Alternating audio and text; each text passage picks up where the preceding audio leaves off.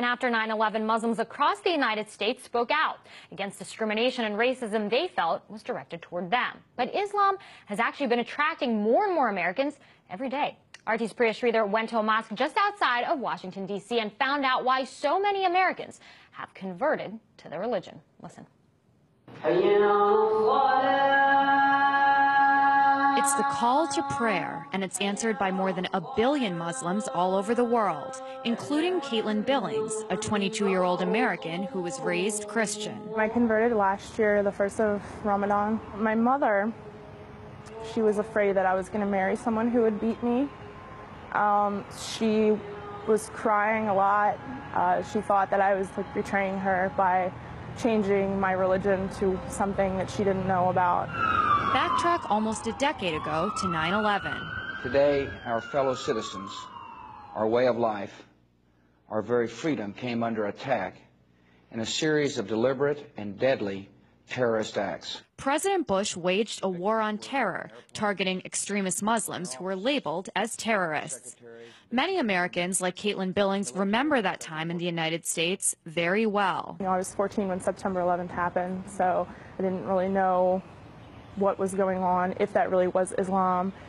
People said it was, so I believed it just like everybody else. But as Billings got older, she decided to find out for herself. And her investigation led her to the Mustafa Center, a mosque just outside of Washington, D.C. that has become a haven for many Americans like Billings who have found Allah. A new poll found that almost 40% of Americans believe that Muslims should carry identification cards. Despite that, 20,000 Americans every year decide to convert to Islam. These converts say they don't regret their decision at all. It's a choice that they must think about every day. Around the world since 9/11, Muslims have battled bans of their religious clothing, profiling in airports, and discrimination in their everyday lives. People that I knew since I was very small think that I've changed personalities because of this. They don't see past the scarf. They just see the fact that I've changed. After joining a class to learn more about Islam, Carl Dodge also decided to become a Muslim. One of the big jokes that I've always made is before I actually sat down in the class and opened my Quran, everything I knew about Islam I had learned from CNN, And a lot of people are like that. So there were some negative reactions. And when it comes to the mainstream media, the depiction of converts can be somewhat extreme. That Pakistani officials have arrested Adam Gaddan. This is the American-born spokesman for al-Qaeda. Fox's First, there was John Walker Lind, the Californian who converted, joined the Taliban, and ended up fighting with them in Afghanistan. And then more recently, it was Jihad Jain, the blonde-haired, blue-eyed convert who allegedly recruited people to wage violent jihad. And for many American Muslims like Dodge and Billings, the portrayal of converts is disturbing. It does upset me a little bit because there's a lot of preconceptions people have. And until I actually took the time to open a Quran and see what was written, that was my only impression of Islam, is what I had seen on TV. And in the United States, they say a culture of Islamophobia just doesn't make sense. It's a right to practice your religion. That's what this country was founded on.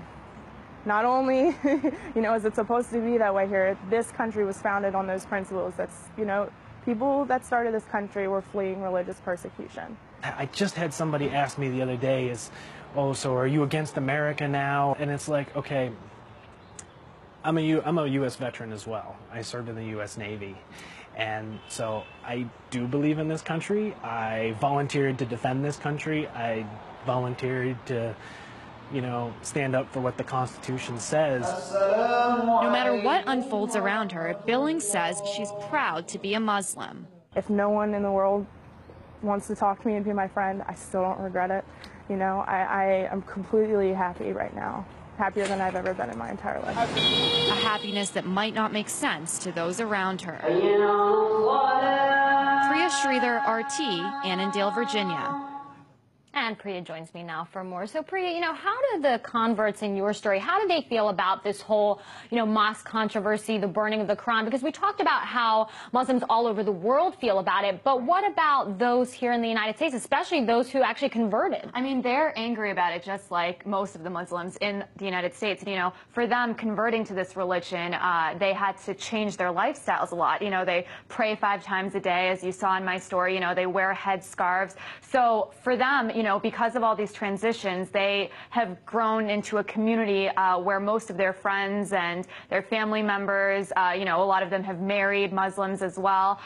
So, they're more sympathetic, and they feel that, most of these actions, the people who are against the mosque near Ground Zero, or the pastor who was planning to burn those Qurans on 9/11, are speaking because they're misinformed, which is another kind of topic that I mentioned in my story as well. That's right. I mean, a lot of them had said, look, I saw one thing in the media, but I wanted to find out for myself, so I picked up a Quran. I want you to just elaborate a little bit more on that. Well, Dina, I think an important thing to remember is that, although this country is supposed to be a melting pot and it's supposed to be very diverse, that only happens in certain cities and different regions of the country.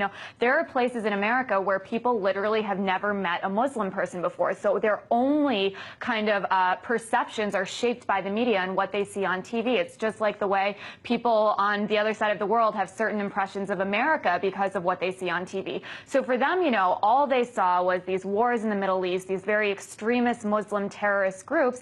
And then, what the American media said about converts wasn't helpful as well. You saw Jihad Jain, you saw Adam Gadon.